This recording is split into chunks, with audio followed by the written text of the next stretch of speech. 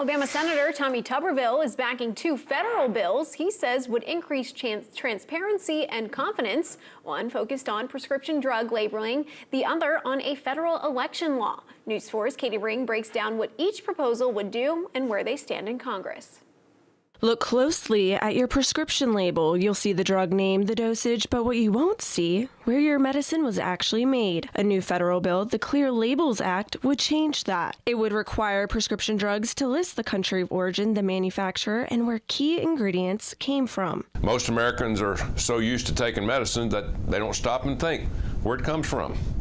Americans deserve transparency when it comes to the medicines they're putting in their bodies. Right now, the FDA doesn't require that information. Many generic drugs are made overseas in countries like China and India. But what isn't talked about nearly as much is how we've also outsourced generic drug production overseas to enemies like China and countries like India. A lot of these countries don't have the same safety standards as us, which is extremely, extremely dangerous. Tuberville is backing another bill too, this one focused on transparency at the polls. The Save America Act would require proof of U.S. citizenship to register to vote in federal elections. The right to vote is one of the most sacred privileges we have as Americans.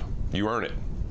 Americans who exercise this right deserve to know that their vote counts. Alabama already requires photo ID and proof of citizenship to vote, but not everyone agrees. According to CBS, some Democrats argue millions of Americans don't have easy access to citizenship documents like birth certificates. Tuberville says that's not the real concern. Requiring a government-issued photo ID, isn't racist, and it's not controversial. It's putting American citizen taxpayers first. I want America to be here for another 250 years, which is why I'm going to keep fighting to secure our election. The voting bill is expected to face a vote in the House. If it passes, it will still need Senate approval. The prescription labeling bill was just introduced and has a long way to go. But if it becomes law, the next time you pick up a prescription, you'll know exactly where it comes from. In Dothan, Katie Ring, your hometown news leader.